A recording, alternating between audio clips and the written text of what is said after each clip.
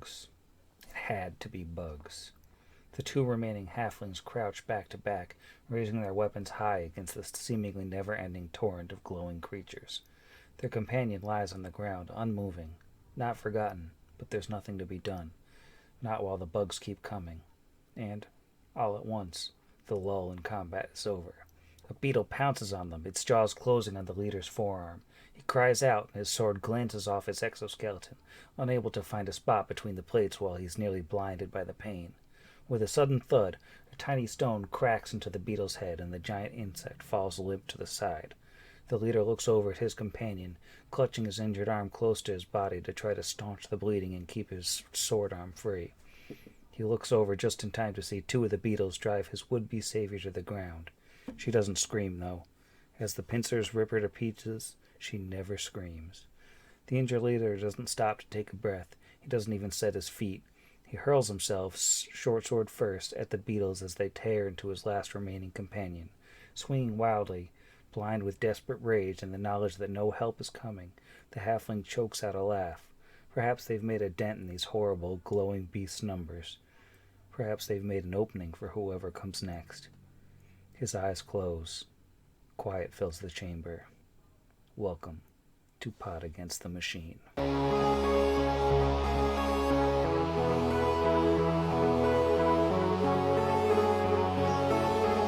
Pot Against the Machine.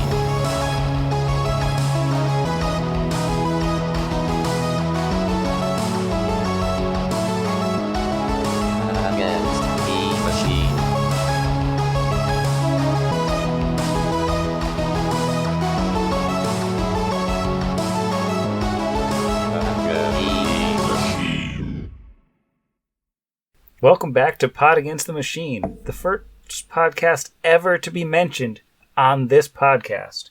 How's everyone feeling tonight? All preparing to go for a swim. Physically, emotionally, other ways you can prepare. I am ready for the dark, soggy night of the soul. I'm feeling worried about picking a character with a metal arm and only +2 to a swim check. Floating metal? Oh, for sure. It probably actually helps. It's buoyant. Yeah. The good news is when I take my armor off, I only have a -1 to swim. Same Z's. I think Kira can drag most of us to shore, although also without armor would be better. I mean, we do have water breathing. What's to say we don't just, Virginia Woolf our pockets full of stones and walk across the bottom of the... It's a terrible turn The of thought has expression. crossed my mind. I believe you can, with 10 pounds of equipment, just basically sink to the bottom and walk. And we should be good to go. Then, yeah, I'll keep my chain shirt on. Before we get moving, why don't you all remind everyone your names and what the names of your characters are, because we're only one episode in. I feel like Jeff was first last time. Oh, forever first? Yeah, it's kind of... Yeah, I was waiting for us to go in the same order. Yeah, and so should go first again. Didn't even see my nose goes. That's fine. Yes, as has been hinted, I am Jeff, and I am playing Asher Halich. I'm Zach, and I'm playing Brixby Redtail. I'm Izzy, and I'm playing Kira.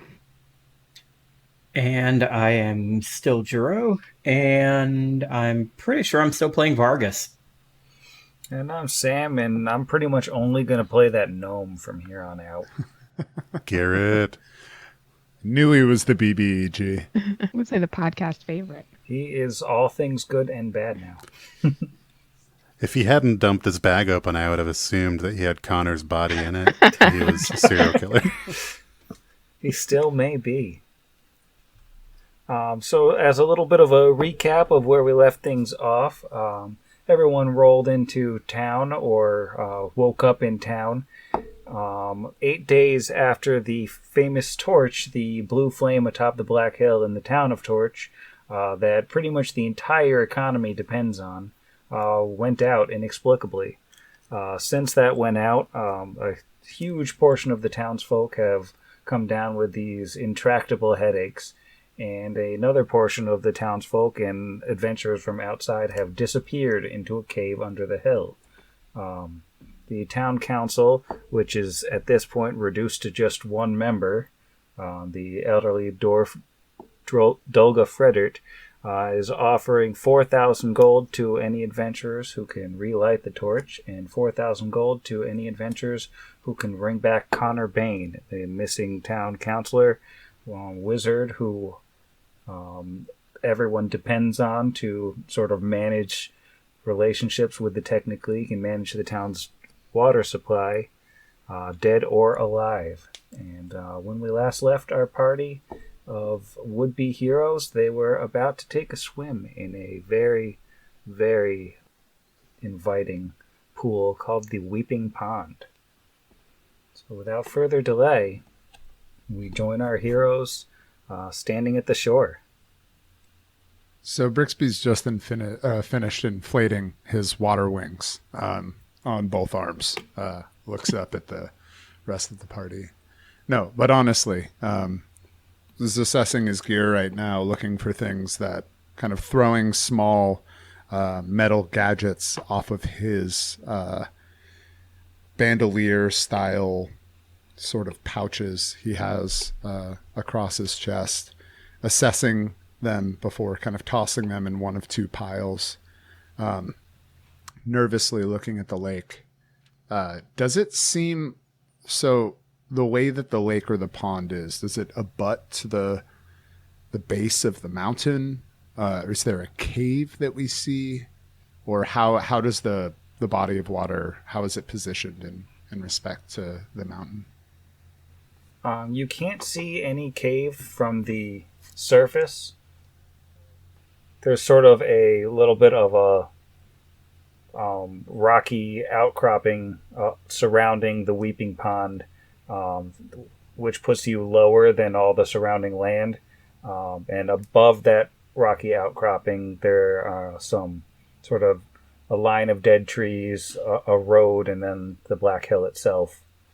So you're, a little ways away from the hill, but you can see it, and since you're down so low, it looks all the more imposing. The pond does definitely seem to go out under the cliff face in front of you. But you can't see any cave from here, but the water is pretty murky and gross. Well, it's hard to tell what I'm going to need and what I feel comfortable getting wet.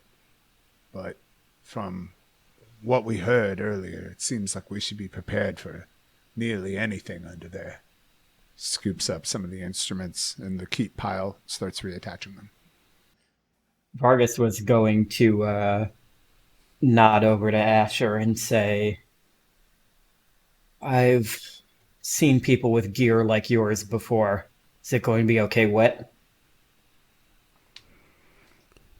Well, I certainly hope so. I can wrap it the best I can in my backpack. And, well, I believe luck will be on my side. He would like to sort of take a peek, study the terrain as best as he can, maybe make a knowledge geography roll to see if he can kind of figure out the best path forward, if that would be possible. Maybe the shortest route, the least amount of time on the water. 12 on the dice for a total of an 18.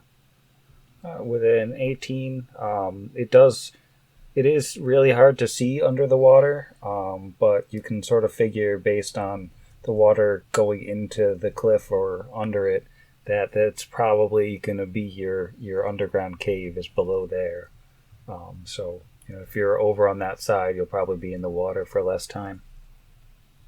Before everyone sort of starts moving, I think Kira will assess the pond and then kind of stop people and be like, did people keep talking about this headache? Are any of you doing that whole thing? Sam, do any of us have headaches? No, you feel fine. Vargas will say that he's been sleeping bad but he hasn't exactly had a headache. Oh yeah, me neither. Crazy stuff. These people, huh? Torch.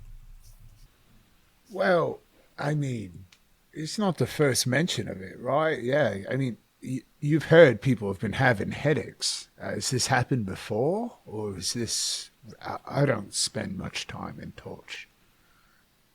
No, I mean, Olga said, or my mom said, it's I guess been pretty bad. If she can't get out of bed, it's not normal. Yeah, I've not yet experienced it, but I'm sure that when Torch doesn't have its torch, things don't function right round here. Yeah, well, that's been true so far. Well, I, for one, would like to minimize the... I'll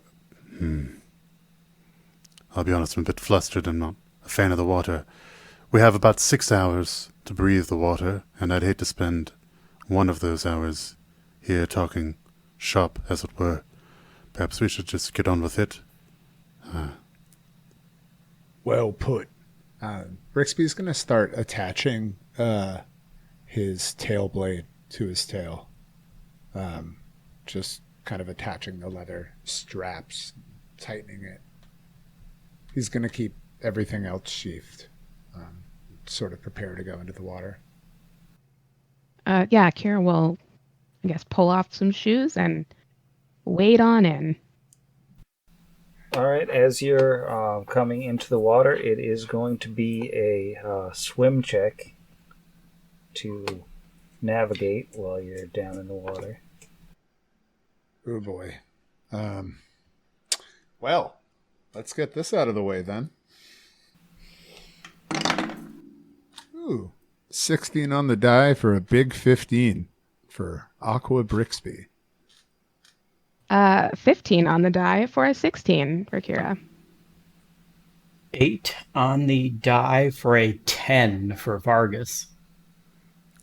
And Asher would like to forgo a swim check in favor of trudging along the bottom. Okay. So, Asher is able to trudge along the bottom, and everyone else has managed to roll high enough that they are able to control themselves as they sink down into the water, and it's about 45 feet deep until you can finally find along this edge a submerged waterway that's a narrow, sort of 5-foot-long cavern. Let's see, I'm having some issues with the lighting. So, I see now. Whoa, there we did go. that work? Oh, I see my 3 tokens, but I don't see anything else. Yeah, I see everything. There's this. That's I bold. see everything. Better not Let me see refresh. everything. That's where my secrets are. All right. And yep, there's the Tarask. Cyber Tarask. So, those of you who can see find yourselves in a dark tunnel under the through the stone that is about 5 feet wide and about 7 feet tall, and it seems to meander in and upwards a bit as you head in. We're going to edit out this figuring out the lighting business. I don't know.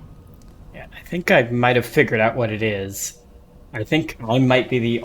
Oh, well, actually, no. Asher wouldn't have it either. Doesn't have dark vision, so that's why it's not. Oh, yes. Asher has dark vision, my friend. Oh, he does. Okay, so that would be why I can't see then, and everybody else can see now. So everybody else can see? Yep. Yes. Yes. Okay. Did he forget to mention that Vargas has a... somehow he woke up this morning with a poppet that glows Strangely glowing poppet.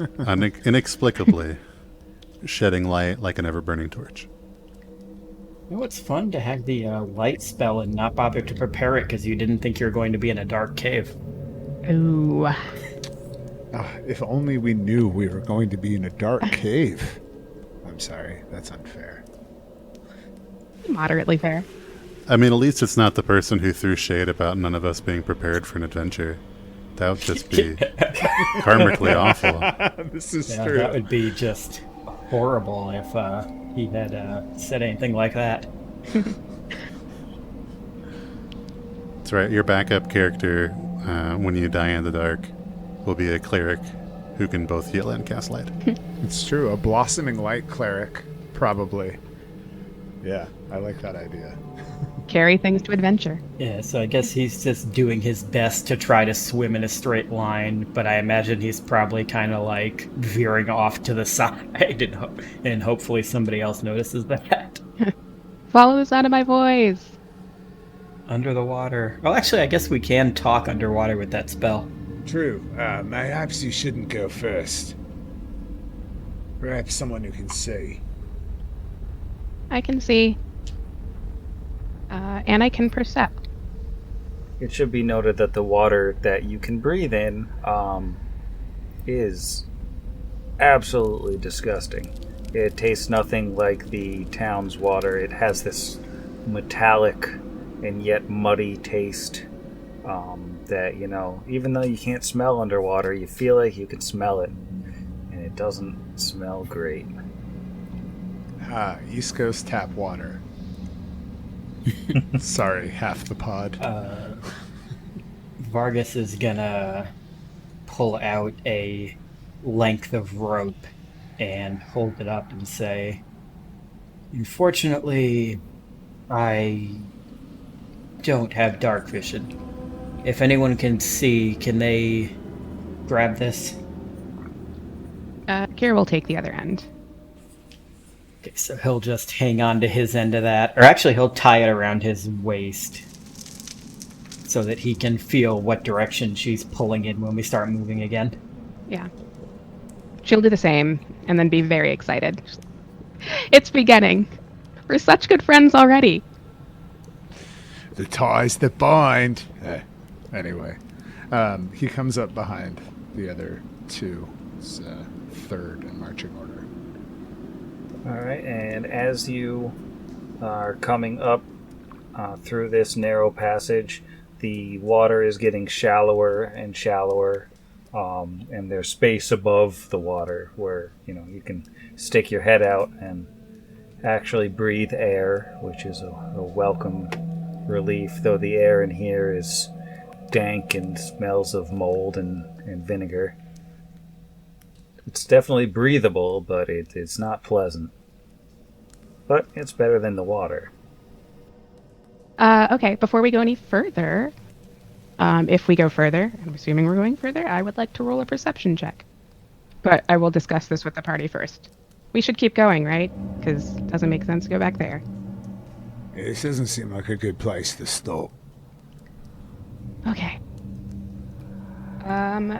Then 18 on the die, plus 7 perception, 25. There appears to be a glowing up ahead, a little ways down the tunnel, and some sound coming from there. Sound like the skittering of little feet. All right. I think there's probably something up ahead. Maybe not huge, but also probably not super friendly. Everyone stay safe.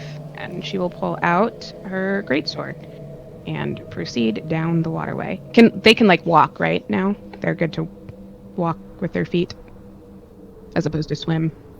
Brixby's still probably underwater for a little ways, but everybody else can walk just fine, and in about 20 feet, Brixby can walk just fine too.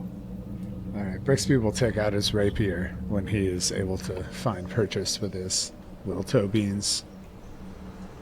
And Asher will draw his strange metallic rectangle out of his pack, trying to shake any excess water off. Opens the chamber, a little air out a bit, and readies. And as you emerge from this narrow tunnel, you find yourself in a much wider cave with dampness hanging in the air, condensing into heavy moisture on the slick stone walls. The calm, dark waters you're walking through wind around to the east up north along a stony, soot-scarred beach. The 5-foot-high ledge sporting several stalagmites rises to the east, beyond which a low-ceiling cave beckons. And mincing about on the floor of this little cavern are 3 oversized glowing beetles, which appear to notice you almost immediately, and they look like they're heading your way. So I'm going to need everyone to roll for initiative. Yeah. First combat.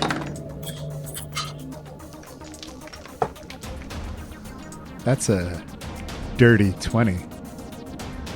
I have a clean 20, natural 20 on my Norse Foundry Fallen Star die.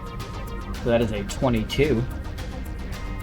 It's a 19 on the die, plus 5 for 24. Wow, these rolls. Oh, don't worry. Bringing up the caboose. Rolling a natural 6 on the portal dice from Cozy Gamer Dice, cozygamer.com, for a total of a 10. Okay, well, with little surprise here, Kara is up first with that 24. Yeah. Let's see, how far away are these guys? Cool. Okay, so she is going to walk or jog lightly down this little ravine hallway to the closest of the glowing beetles. And What? When you're in the water, at least, that's difficult terrain, so each square counts as 2 squares. Got it. Okay, so, well, she's gonna move most of the way there. Or can I crawl out to, like, what is this? Is this like a walkway or dry land over here on the right side? Yeah, once you get up to 5 feet further up than you are, then you're on there. Okay. So that was, gosh, I don't even know. 3 squares I moved, Yeah, sounds about right. which is like 6 squares. So I think like here is about as far as I can get. Does that feel right? Yeah, that looks about right. Okay, so still 2-ish squares shy of the first guy. All right. Can I double move? Is that a thing here? Yeah, you can. Awesome. You can use the rest of her movement to square up against the closest beetle, at least give him something to attack that isn't the softer, smaller people behind her. And that's gonna be my turn. All right, we're on to Vargas. Okay, Vargas is also going to double move to the north to get up right behind Kira here, which you said this is the last square that isn't land? Yeah. Okay. Yeah, so he'll get up to there with a double move to just barely to the shore to the south of the beetles. Okay. And we are on to Brixby. Let's see. Brixby will move north. His full complement of movement, and then again as well to go straight to the west of Vargas, right on the shore. Okay, and Asher? Asher will move up 5, 10, 15. And even though it's going to have a little bit of cover, I imagine, and it's going to be outside of my first range increment. Still, Asher's going to take a shot at the one beetle. I think against regular AC will be better than not having precise shot and shooting at the one in front of Kira. So I'm going to take a shot straight ahead past Vargas at this beetle. That's a natural 20. Nice. Woo. Okay, roll to confirm on what we're affectionately calling beetle number 2. Right. That's a natural 18. So a 23 against regular AC. That does confirm. Outstanding. Start. And since it's within 30 feet, my point blank shot's going to give that extra +1. This is going to be 4d8 plus 4. Because pistols are a ×4 critical weapon. Shoot that beetle so hard. Ladies and gentlemen, the level 1 gunslinger doing 4d8 of damage in one hit. Yes, who will also be needing to spend an entire turn basically to reload. Still, 4d8 here. I happen to have 4d8 ready. An 8, 6, 3, and a 2 is 19 plus 4 for a total of 23 points of bludgeoning and piercing damage.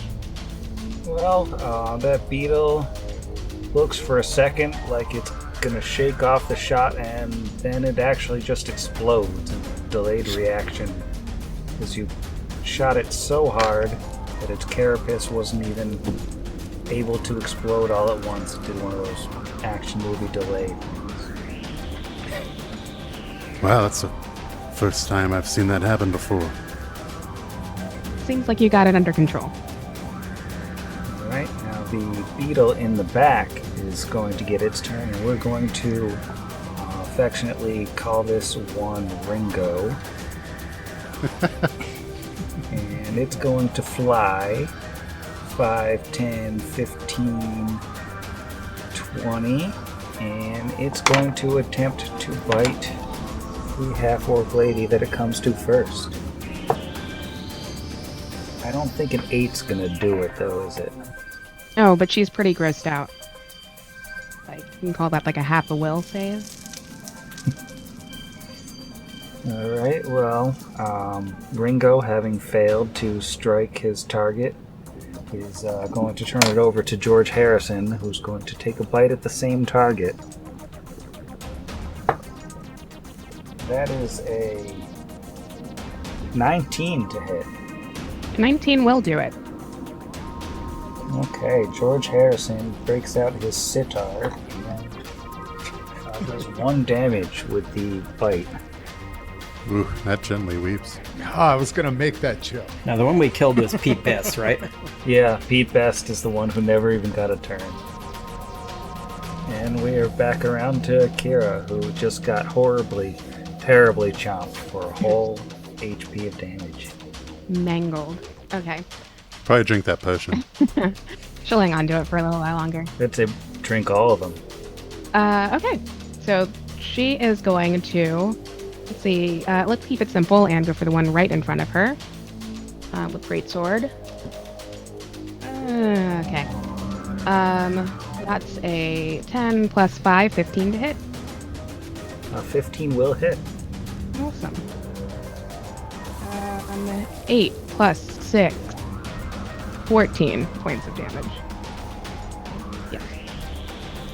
Alright, and this beetle is sliced in half, and the 2 halves fall to either side. The beetle is dead. Well, that's my turn. Although, again, looks kind of grossed out. Just, ew. Alright, Vargas is up. Okay, so to step out of this square, is that difficult terrain? You're still in difficult terrain, yeah, so it's... Yeah, so it can't do a full round action. So he is going to take a step north up to this last beetle, and he is going to take a swing at it with his metal arm. So that is a 19. 19 will hit. Okay. Poor Ringo. And that is going to be max damage, so that is 8 points of damage. Down goes the third, and possibly most beloved of all beetles. So, you guys have won the fight.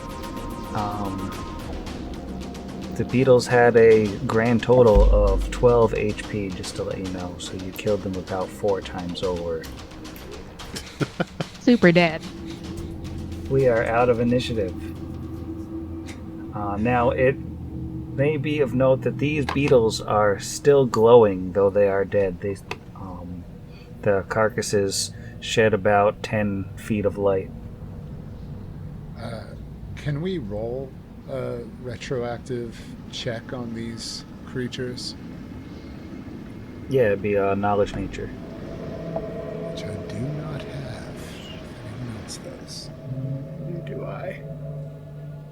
Well, in lieu of knowing anything, Brixby's going to clean off the rapier as the only combatant that didn't land a blow or kill one of them, and sort of clear his throat, look down, and be like, well then, handled that heartily. Moving forward. Steps out of the water. Vargas is gonna reach down and tear the leg off one of them and hold it up like a torch. Just like that, Vargas is glowing. So let me just give you 10 feet of light. And Asher will reload. I set it on air. And so you find yourself in a room that's half water and half not. It smells bad. All that good stuff. Looks like there's a few different ways out of here. Do you think if we just shout Connor's name, he'll hear us? Considering the warnings we were given about things that might be blending into the walls, it may not be best to announce our presence. But we also heard of many parties making their way through here. Perhaps there are some tracks we can follow. And I'll do a quick survival check. For a total, that's right, total of an 8. Did anybody happen to leave signs, like a large sign with an arrow pointing? With an 8, you can tell that feet of some humanoids have definitely stepped on this beach. You have no idea when, and you can't really tell which way they went. So we can We're see a passage leaving the beach zone to the east, and then at where the beach terminates to the north and goes back to water, kind of around that corner, there's possibly something. We just see that the water continues on in that way. And then slightly to the northwest, we're beginning to see like some hole in the wall. Is that correct? Yep, that's right. Now, the passage out to the east is up a 5-foot ledge, so it's a little bit of a climb. Is that where the sand on the map changes color? That's the ledge? Yeah. So it's a ledge up or a ledge down? It's up, sorry. Okay. It seems like the closest way without getting back in the water. And, it seems like some of us don't love water, so I vote east. Right. It doesn't bode particularly well for an allegedly high-trafficked area to have multiple beasts such as this just out and roaming. But all the more reason for us to possibly take this first passage to the right. Agreed. We know Connor hasn't been seen in 2 days, so it may not be a clear indication given the time, but I do approve of Kira's suggestion. I believe she may have been speaking about me and my aversion to water. But perhaps not. I shouldn't assume. Specific. The people who've been coming in here so far aren't seasoned adventurers. They're townsfolk. They most likely would have taken the path of least resistance. That seems like this path here to the east. Seems logical. So who first? I have some skills. Scouting, dark, narrow passages. Sort of my bailiwick. If you want to go first, I can, like, boost you up there. That would be much obliged. Alright, if you want to lift Brixby up, he can skip the climb check that I was going to make him do. Thank you. Would have been embarrassing. Plops down. Everybody else will need a climb check to make the 5 feet, though. It's a little too high to just be a gimme. It's a 8 on the die for a 9. Okay, and 9 is enough to get up. 4 for a 6. 6 is also enough. Given that I seem to have at least 10 feet of running start, could I try and just acrobatics jump up there, or would you demand a climb? If you'd like, but I can't promise that there's no lava on the other side of it, but you can jump if you want. You know, I'm going to take my chances, he famously said. 13 on the dice for a 15 with this soggy armor on. Alright, and a impressive display of athleticism. Asher manages to hop the 5-foot ledge and leap up into the next room. It's like a box jump. Now that you're all in this chamber, you find a collection of stalactites and stalagmites choking this low-ceilinged cavern, making it difficult to squeeze between them. Matching stalactites close in from the 5-foot ceiling, giving the impression of a maw of needle-like teeth bearing down on one another. There is a dead half-orc body sprawled out on the far end of the cavern. Does he look familiar? That would be a she. She. She is familiar to Kira. This is the body of Pardagar. Kira will rush on over there. Or, yeah, there, where the body is. Right at the eastern edge of the room. And I guess, narratively, we'll freak out and try and wake her up. Mirel, can I do, I guess, like a heal check to see if she's breathing? Yeah, sure. You definitely said dead. Did you say dead? Or you said unconscious? She looks pretty dead, but you can roll a heal check. Yeah, she's concerned. That's 13, 14. With a 14 heal, you are definitely sure she's dead, and she has multiple stab wounds from some kind of a small blade. She used to live in town with us. I didn't know she came down here. She's definitely dead. Yeah. Kira. So sorry. We get the names of Connor's group. No, they didn't give you the names. Yeah, she said a group of halflings. She mentioned some thugs heading down here, some devotees of Bry, and then Connor and a group of semi-seasoned adventurers.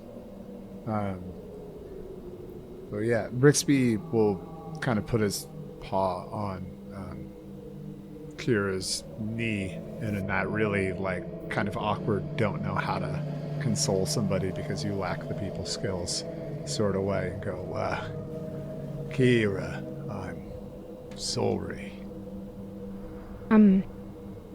It's okay. It's fine. Thanks. Whatever did this, it wasn't those beetles, right? They don't stab people, I don't think.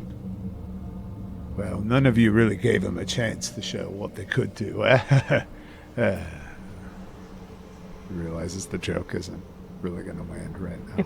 Not now. I don't know if we should possibly bring her body closer to the water to make it easier to bring her out later. No one should be left like this. No one should be left dead in a cave. He looks really serious. Yeah, I would like to take her home if I can. I don't know if I can lift her. Can I lift her? Yeah, you can lift her up. You'll be encumbered while you're carrying her. Yeah, I think she'll take her and then go back to the edge of the ledge and kind of lay her out in a way that is better than having died in the sand. Just roll her over. Just kind of roll her into the water. Vargas is actually gonna step up and he's gonna like pick up the feet and help you carry her over. And he'll say, she appears to have died a warrior's death. She deserves a proper burial. She would think it's so cool that you said that, I think. Yes, I'm sorry for your loss. All the more reason for us to be on our guard. Yeah, let's find Connor and hopefully whoever did this to her. After depositing Parda's body, which is already stiff and has clearly been dead for a couple days now, back on the beach for easier transport later, are you heading back through the east end of this cave? Yeah, I think we're going to progress east through the cavern. Alright. So we got another branch over here, though. Heading out the eastern end of the cavern here, the dark cave opens up, and the ceilings rise to 20 feet high, and the rocky shore here overlooks the placid pool of the stream, fed by a trickle of water leaking down from a narrow fissure in the wall to the north. A small garden of toadstools and mold grow among its banks. But as all of you come in to this room, you see a strange, stout, frog-like creature sitting on the banks of the water. Oh my god. With a cone of light shooting out of its iridescent eyes, and as the cone of light falls upon you, I'm going to need everyone to make a fortitude save. Some warning before you throw things on the screen. It's like a hunter from Resident Evil. It's a 9, Coach. That's a big 9. Oh, me too. Aw, buddies. Buddies. It's a 22 for Kira. 21 for Vargas, plus 4 for it. Okay, so there's good news and there's bad news. The good news is that Kira and Vargas are totally fine, and they're free to act as normal. The bad news is that Asher and Brixby, as they first come into contact with this cone of light coming from this creature's eyes, find that they can't see anything any longer. They are blind. Remember when I said everyone would probably survive episode 1? Episode 2 might be a little bit dicier. Everybody roll for initiative. Hold on, let me throw in the blinded condition before I roll my initiative. Asher, I think that affects him. Oh, yay. This will be fine. The blinded gunslinger, I think, is going to be very, very effective. Yeah, that's less fine. I can only hope so. That is a total 20 for Kira. And I think as she, because I forgot to mention this last time, as she prepares for this, it looks like she's going to roll like a 15 initiative, and then a little black scorpion with a pink bow tie on its tail, like crawls from under her hair and just kind of settles on her shoulder. Where this scorpion was during their swim, none can say, but it'll be like a fun mystery to unravel later. Ooh. All right. Oh boy. All right. So blinded does not affect your initiative. My bad. which is good because I rolled a 4 for a 7. And Vargas got a natural 19, really liking this new die for a 21. Nice.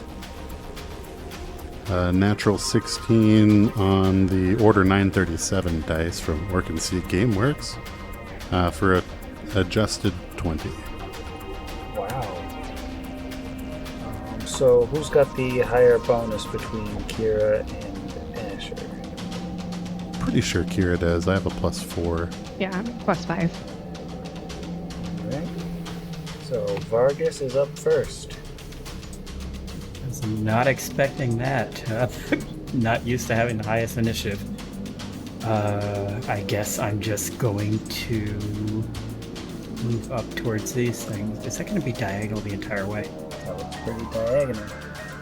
It's every diagonal past the first that counts as a double move, right? Alternating, so it's 5, 10, 5, 10. Every other diagonal. So that's 5, but then that would be 15. So Vargas is going to move northeast towards this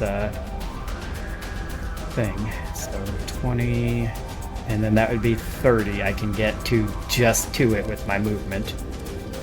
And he's going to take a swing at it with his metal arm. And natural 1. I no longer like that die. Why is it back on the screen? I was just showing you what he's trying to punch. It's showing up to kill Vargas. As Vargas takes a swing, and it is pink, and it is stocky, and it has teeth. And it's a horrible frog monster glowy eye thing. And Vargas misses. We are to Kira. Okay, let's see. Yeah, given the diagonal thing, and I'm 1 square away, so I don't think I will be able to make it there with my normal movement. I'm going to get rid of that thing on my screen because it's scary. Although, I don't know, it's kind of cute. It's pink. That's nice. I just wish it didn't emerge from the screen. Yeah, I think I'm just going to double move over to just walk right up to the thing across the beach. Can they get me, like, next to it? With a double move, you can get next to it, yeah. Okay, I will do that. And that'll be my turn. Let me stand here so other people can get to it. Here, next to it-ish. Okay, and Asher totally knows where this creature is, and he shoots and kills Vargas. Way to steal my thunder. He will move, and because part of the fun thing about being blinded is if you try and move any faster than half speed, you have to, roll an acrobatics check or you fall prone. And that just sounds fun, so I'm going to give it a try. I'm going to try and move my regular speed, 5, 10, 15, 20, 25, 30, eastward into the cave and towards where I briefly saw this creature and its shiny, shiny mouth. So I'm going to roll that DC 10 acrobatics check with a +2 modifier. And yes, that is a 14 on the die. I do not fall prone. And because I'm just feeling lucky, I got a crit. I've got a 50% chance to even hit this thing if I shoot at it. I'm going to take my chances. I am within my 25 feet range increment because of my roving range trait. I get an extra 5 feet to my range. I'm going to take a shot blindly at this super cool creature. Going back to the portal dice paid off with a natural 19. That is a 24 against touch AC. That will hit if you can hit the concealment. Let's try. I'm going to say 51 or higher is a success. And that is a 71. So I successfully hit. Huzzah. So for a D8 +1, thank you, point blank shot. The blind gunslinger hit him for 6 points of damage. Wow. Nice. Did it hit? Did I get it? Good job. Awesome. How lucky I am. This creature is going to howl with rage, and it's going to go wild on the two people standing in front of it. So let's start with a bite at Vargas. That is an 8 to hit. That is a miss. Alright, he's going to get a claw as well. That's a natural 1, so that definitely hits. And Kira gets the second claw. Ooh, that's a little better. That is a 20 to hit. Also hit. Right. For 1 damage again. Oh, this time it is 2 damage. This thing is very serious. Acceptable. It's going to take a 5-foot step back into the water.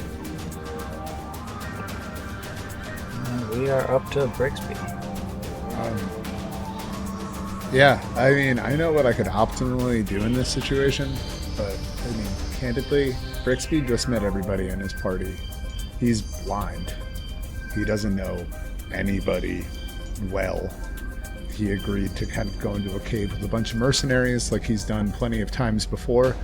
But honestly, he's freaking out.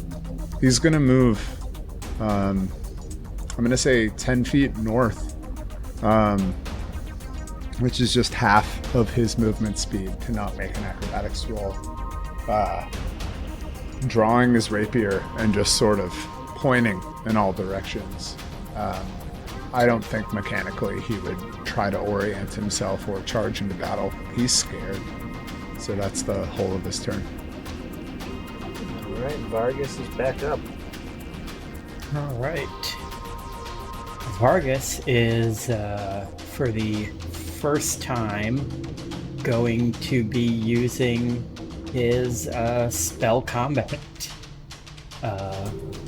So he is going to be able to cast a spell and attack on the same turn as long as he doesn't move. So the first thing he does, you see him clench his left arm, and he has a very intricate Gorum tattoo spiraling around his forearm, and it starts to glow. And as it glows, his right metal arm, all of the metal strips and bars almost look like they're starting to fall apart, and the arm stretches out to twice as normal length as he casts long arm on himself, which with his extra 5 feet of reach he will then swing out again at this creature in the water. Awesome. And that is a little better. Still not sure if that's going to hit. That's going to be a 15. 15 doesn't do it. So he swings out, just kind of splashes off to the left of it. And that will be the end of his turn. Alright, Kira is up. Okay. Kira will first turn to Vargas and be like, "Oh my gosh, I love your tattoo." Same, sort of, and gesture to her own tattoo. And then, I think, let's see. I think she's going to take a step forward, which is probably going to put her in difficult terrain if she steps off the beach. Yeah. Okay. Yep, she's going to do it anyway. Let's do a 5-foot step toward the frog thing. And then just try and swing at it with her greatsword. 13 on the die, plus, I cannot remember any of the numbers. What is that? Plus 5, so 18 to hit. Yeah, that hits. And that is 6 plus 2 plus 6, 12, 14. Oof. 14 points of damage on the frog thing.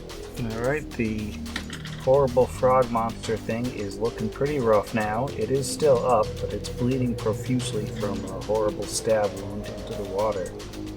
And Asher, our blind gunslinger, is up. So he's still blind. That was gonna be my first question. Didn't know if it was one round or No, it's a little longer than one. permanently. Neat. permanent blindness. Love that level 1. Unfortunately, despite his heroics so far, he does need to spend his standard action reloading, so he's going to kind of blindly grab off his bandolier, one of his bullets that he's made, chamber it into the gun, and just... he doesn't even really know that things move, so he's going to stand there and say, well, is it still up? Yeah, but it looks like super bad. Okay, well, I'll take your word for it. Good work, team. And that's his whole turn. Alright, and Vargas's long arm has saved him the brunt of this creature's full attack. Kara is sadly about to get the claw bite. Claw bite. So claw number 1 is an 8. Guessing that doesn't do it. Does not do it. And another 8. So this die is going to be garbage because it's clearly weighted to roll 3s. And we have a 21 for the bite. Yep, so it's a good strong bite. And we got a solid 4 damage this time around. Hey, that's gonna bruise at the least. And this creature will once again take a 5-foot step in the water. And Brixby is back up. Brixby is still blind.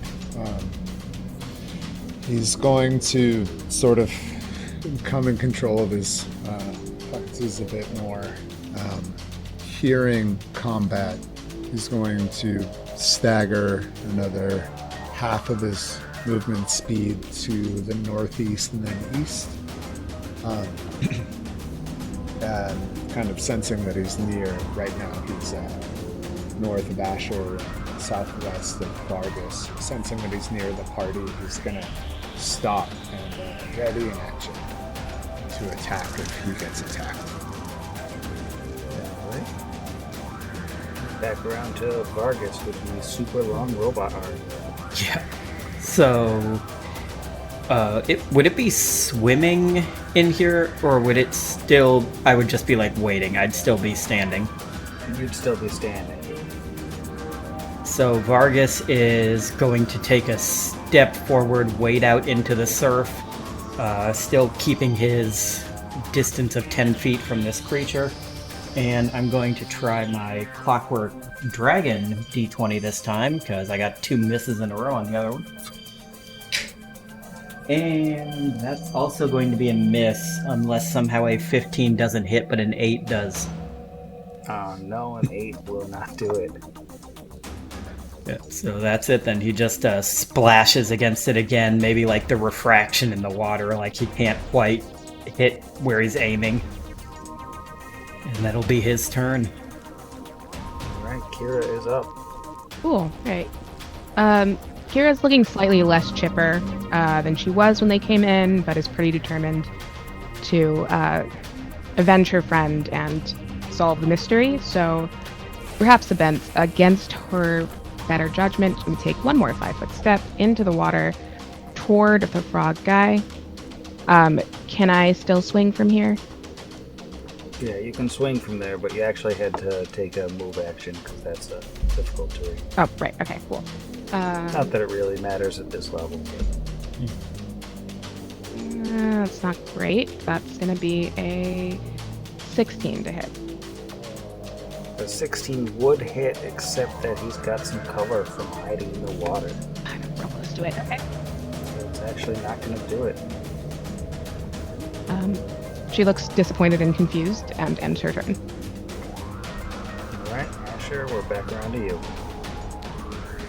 Yeah, Asher, man, he can't see. And he hears how his teammate's going to splash around in the water. And he'll move up next to Brixby and say, well, and he'll kind of reach down and pat at the soggy fur and say, I believe you and I are in the same boat. Although obviously not in a boat, we're here in a cave. But, you know, it's a figure of speech, trying them out. In either case, we can't see. I don't know how much use I can be. And he'll also ready an action. If for some reason this creature decides to shamble up, right next to me, Asher's gonna shoot it. Yeah. Alright. The little beastie is going to swim his way up between Kira and Vargas. And Question on that. Would that provoke since I have reach now? it's a 5-foot step for him because he has. Oh, he's 5 foot. Oh, because he has. He's got a swimming. speed. Yeah. So close. Dang. So that is going to be a 21 to claw Vargas. That is definitely a hit. Okay, that's going to be the minimum, 2 damage. He's going to claw Vargas again.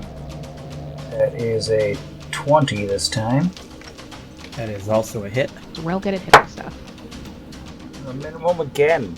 Rolling garbage, 2 more damage. And the big bite is going to go for Kira.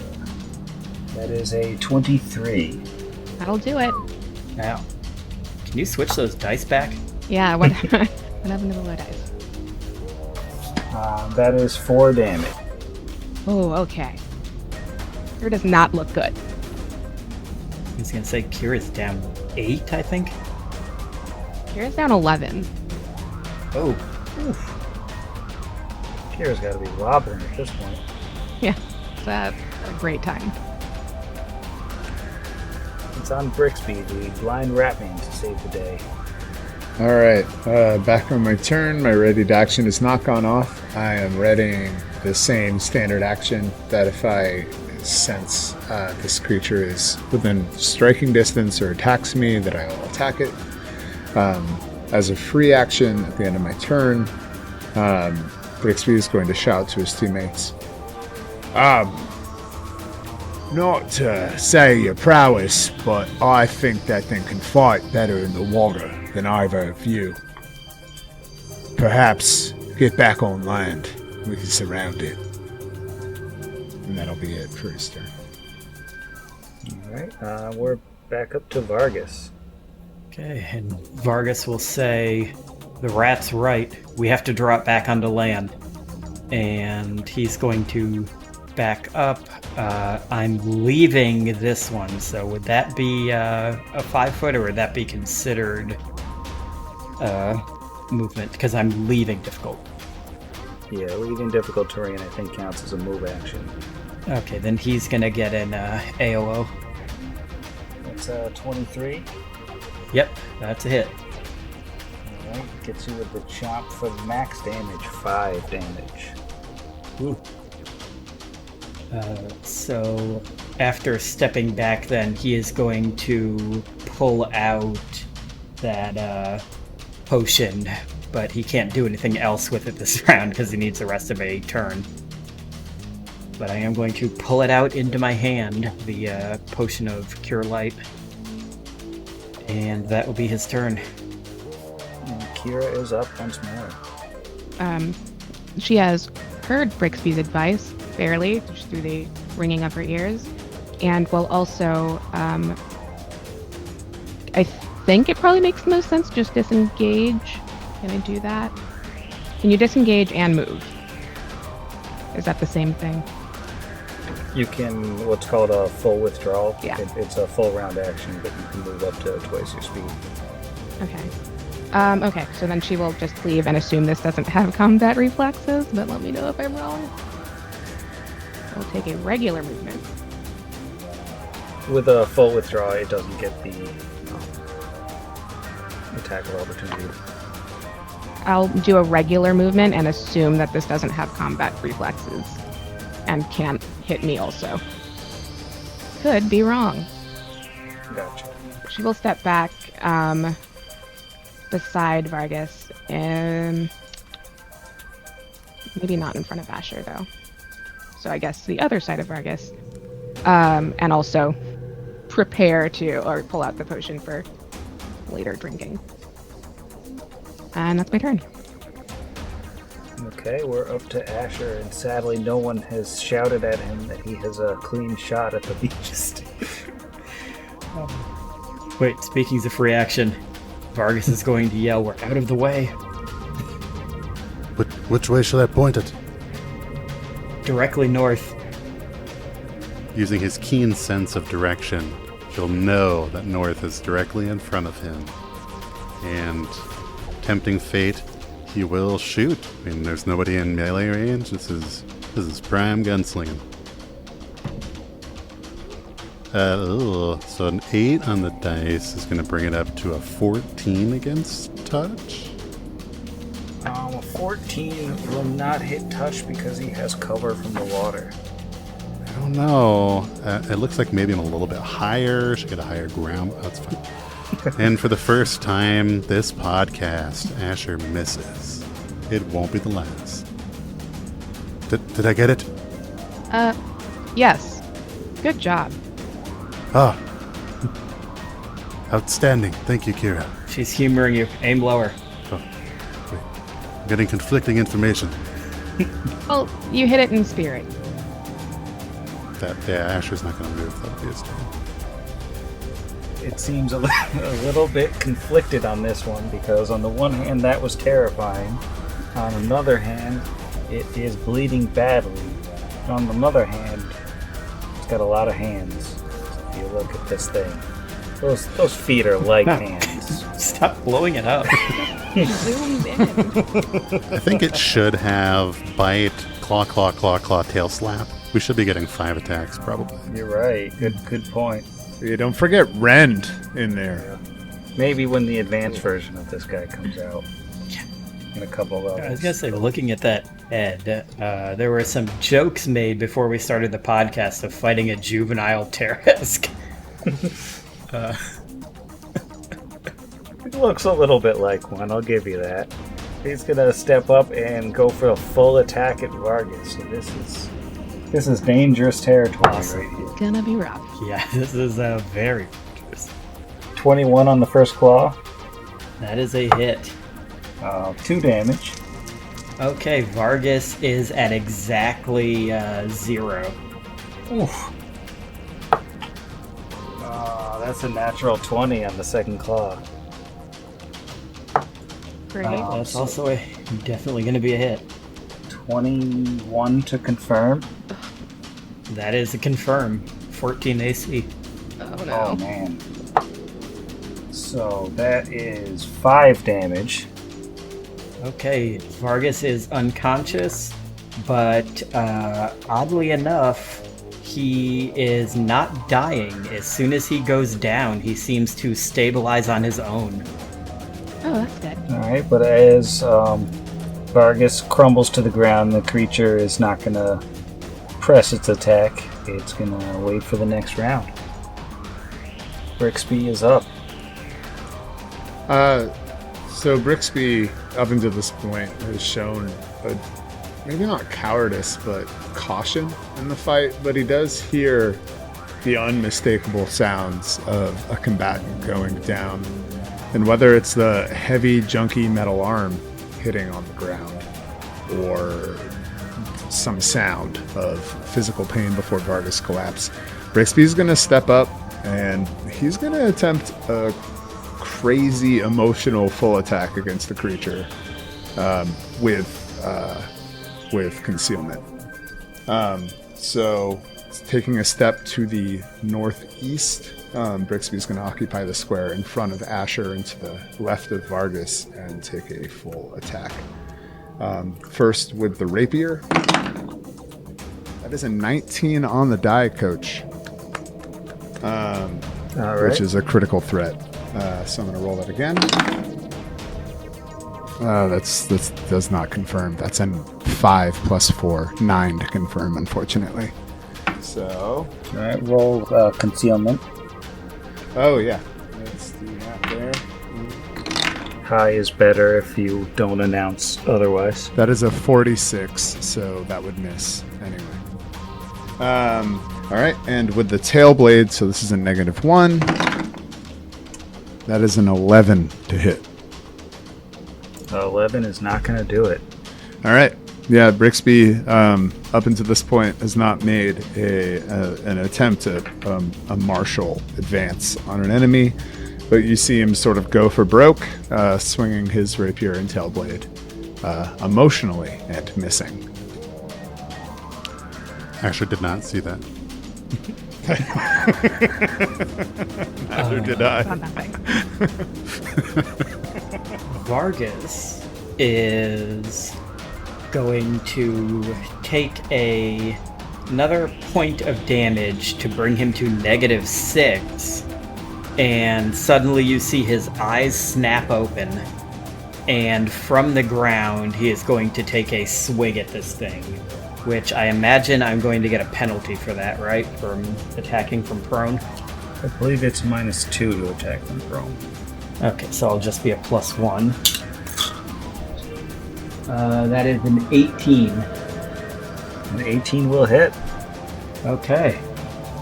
So that is... Ooh, that's only going to be 3 points of damage. 3 points of damage is enough. Why don't you narrate Vargas's dramatic execution of this creature? Basically, he goes down the turn before, comes around to him again, his eyes snap open, he swings, hits it, and then they both collapse. He goes back unconscious, and it falls into the water and dies. Nice. Very nice. And that is one of his starting traits called Broken Not Beaten. And it's also the one that lets him auto-stabilize. Once a day, when he's under 0, he can take 1 more point of damage to wake back up for one turn. He's staggered, so he can only do an action or a move. But that was enough for now.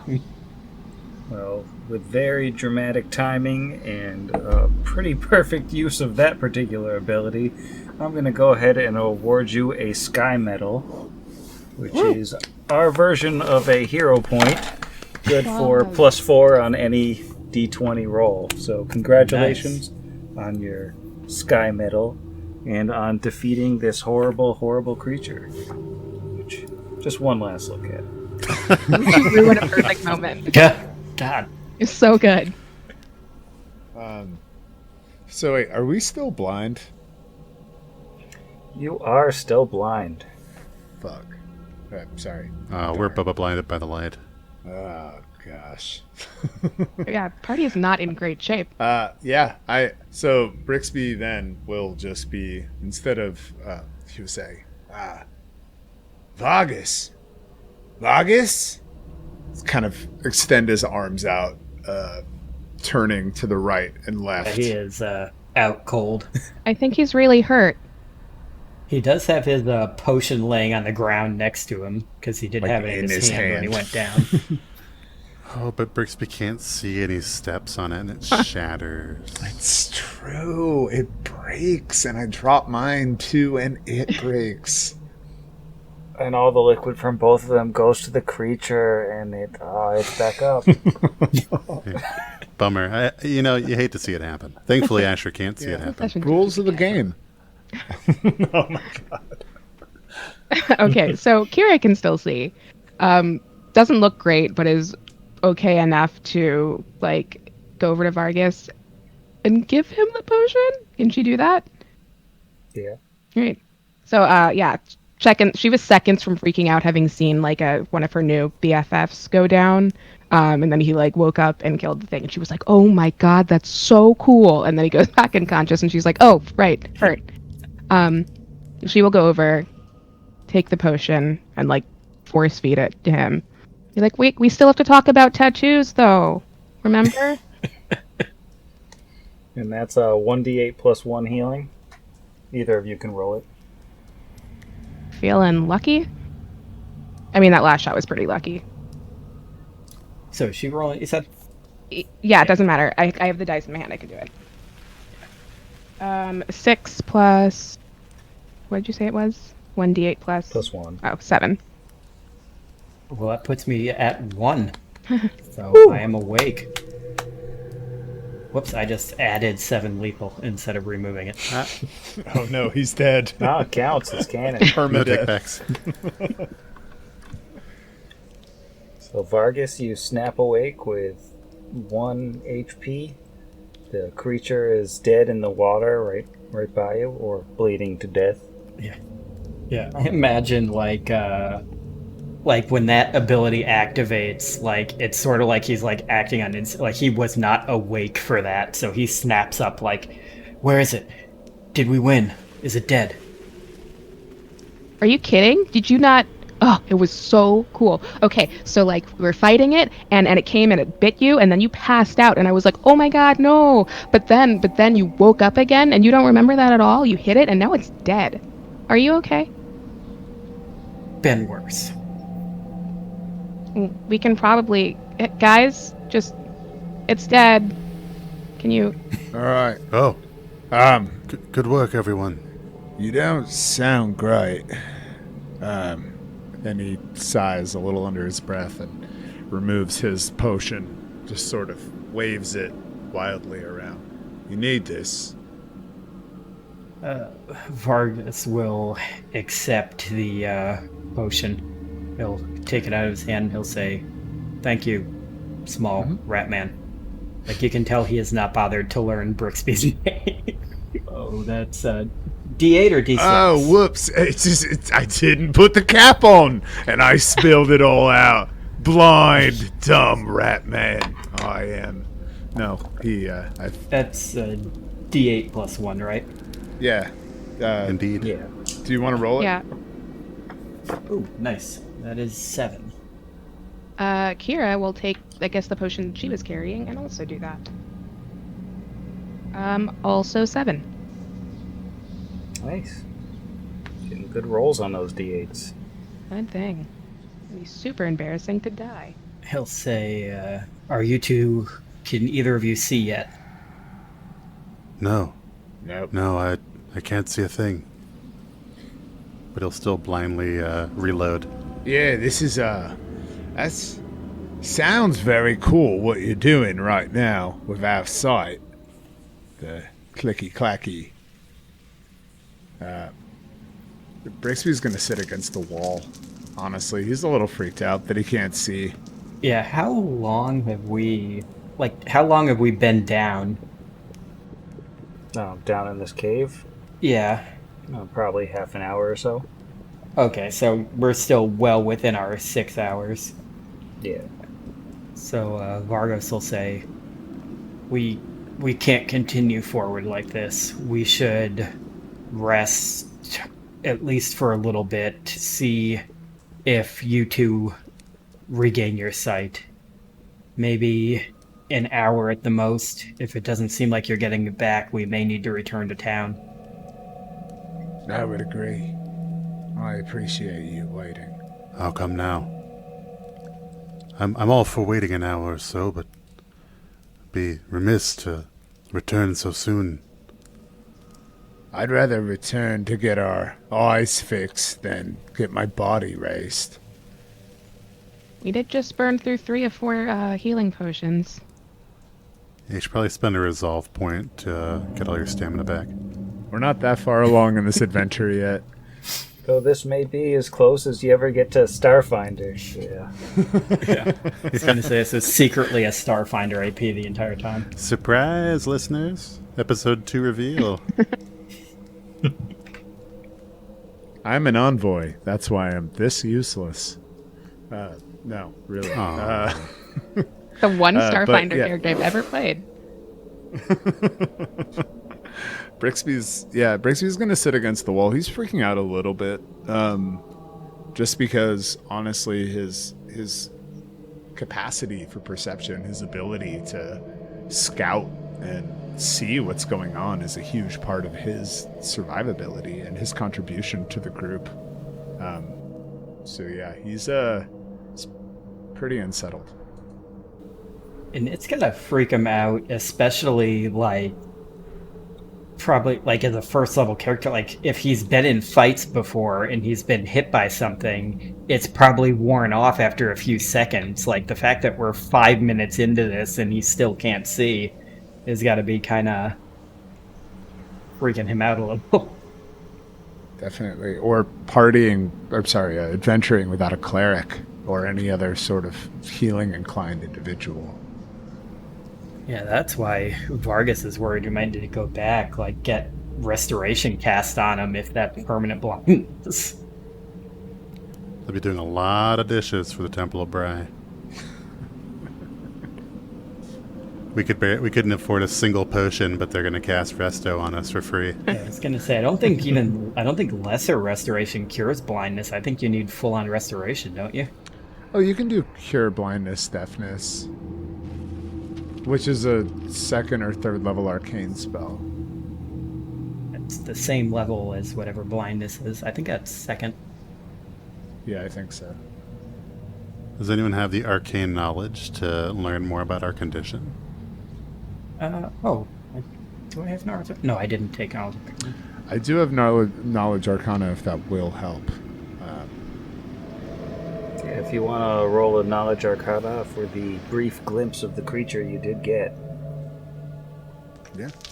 I guess I was canonically in the front when this did happen, so if anyone did get a glimpse of this. You could run your hands all over it too.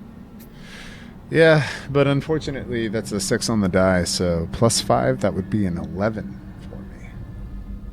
Yeah, that's not even enough to recognize the creature under such circumstances. Yeah, I'd say that Brixby got such a tiny glimpse before he went blind that he wouldn't even be able to tell you what it looks like. Sadly, everyone else has gotten everyone but Asher's gotten a pretty good look at it. It's my trust in you as a DM and a person rapidly withering. I promise that there will be other cuter monsters later. I'm just gonna leave it up there because every time I try and close the window, it comes back. Alright, so everybody's just sort of hanging out in this room for a little bit to see if the vision comes back. You sighted individuals doing anything while they're waiting? Vargas is gonna search the creature. It looked pretty naked, but maybe it's got something in its stomach or something. The creature doesn't appear to have anything. It's definitely just a beast of sorts that is not clothed. It has what looks like the tattered shreds remaining from a leather hood, sort of hanging around its head, and there's a brand on its back. Do you happen to read Undercommon? Do not. I do, but I don't read anything right now. Unless it's in Braille. Then just bring it over. Yeah, well, I was going to say, if it's a brand, could he run his hand over it and like tell what it felt like? Holy shit. Just read out loud to you, and you can. Though I wouldn't recognize it was Undercommon to call him over, though. Yeah. So I think that's pretty much all Vargas does. Alright. Yeah, Kira will check on everyone else, I guess. Blinded people and be like, you still blind, right? Do you want like a... There's nothing here. I can bring you like a frog corpse. Well, there is a much more decomposed body in the pool, sort of stashed away. Looks like it's been partially eaten, probably by this creature. Stuck in the murky water. Okay, there's 2 corpses. Do you want the second one? Good? No, All right. but I suppose it'd be only polite to thank you for the offer. No problem. We try to drag that, What part of the room is the corpse in? Just for my own non-visual edification. It's on the north side of the room in the pool. Okay, cool. Thank you. we want to try to drag it to shore, see if Kira knows it like she did the other one. I'm fine with that. It's like mildly traumatic, but you know. Yeah. Dragging this body up out of the water, it's in much worse shape than Parda. Looks like the creature has eaten most of it, and it's not really recognizable anymore. I guess it's good you killed this thing. Does it look like Kona? I don't know. Yeah, can we tell what species it is at least? Is there like enough skin left to know if it was like a human, elf, half-orc? It was humanoid, but the flesh is pretty ruined. It's not anything dramatically different from human, but it's hard to say. Vargas will rifle through its clothes, I guess. Well, what's left of its belongings mostly are ruined. Any armor this person was wearing it's been sort of shredded by the monster. But in the belt pouch, this person has 42 gold, a silver holy symbol with a what looks like a sort of scythe made of bones as the symbol, and 2 potions. I'd like to roll a knowledge religion on that, and I was about to say I'd give the potions to Asher to roll a alchemy, but that's not exactly going to work. Maybe I could smell them. Yeah, I mean, I don't know. Perception-based checks on potions are tasting/smelling, so I wouldn't see why Asher... I mean, it's up to Sam, but I wouldn't see why Asher wouldn't have that as an alchemist. Yeah. Does a 12 tell us anything about the bone scythe? Knowledge religion? 12 knowledge religion tells you that I misspoke, and it's actually a bone pick, and that appears to be the symbol of Xiphus, the god of accidental death, which would make this an unholy symbol. He's gonna kind of look and he goes, "This is either extremely ironic or the gods have a very odd sense of humor." What do you mean? Yes, what'd you find? There's man, woman, person, whoever it was that this creature attacked before us, had the holy symbol of the god of accidental death on their body. They sound pretty religious, if you ask me. I'm blind still. Nothing's funny. I guess it's difficult to determine how devout they are by their remains. But what are those potions that you've put before my nose? Perhaps I can recognize them. Yeah, so he'll hand those over to Asher to test out. It's an 11 on the Neapolitan ice cream dice, bringing it up to a 16 craft alchemy. 16 craft alchemy will tell you these are 2 cure light wounds potions, so replacing 2 out of 3 of the ones you just burned. Ah, cure light wounds again. Those apparently will come in rather usefully. Since we've used 3. Vargas will not take one of those because he had to burn 2, so he's going I was going to say, you 2 can hold on to them. Vargas, you've been in 2 of these 2 fights, and, well, I'm not exactly a man of melee prowess. I've yet to land a blow. I'd hate to hold on to one of these. Even if I am just pouring it in your passed out mouth, which I cannot see because I am still blind. So hold on to that. And Vargas will look at and goes, "Are you sure?" Yeah, just... I'm in your debt already for the previous one. Mate, does it look like I've done much of the heavy lifting since we've gotten in here? I'd say we're about even. Just, call it an investment in my own future as well. He'll hang on to one of the potions then. Thanks. Okay. And as we're sitting here in this dank cavern far below the surface of the hill, and 2 of the 4 party members are blind, possibly permanently, I'm going to bed. So we will see you in episode 3. I hope I can see you in episode 3. Be around.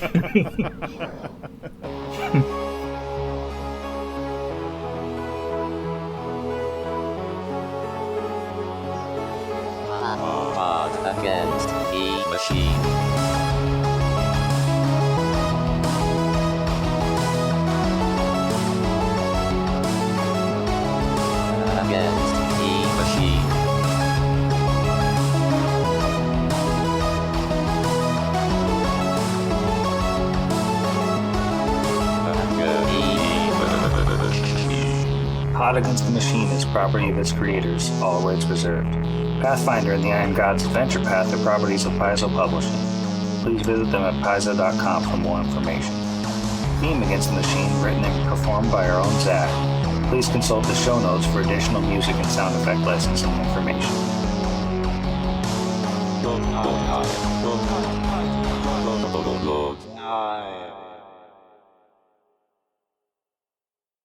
But luckily, we're not a band or anything that requires rhythm at all. Just a bunch of nerds in a fantasy land.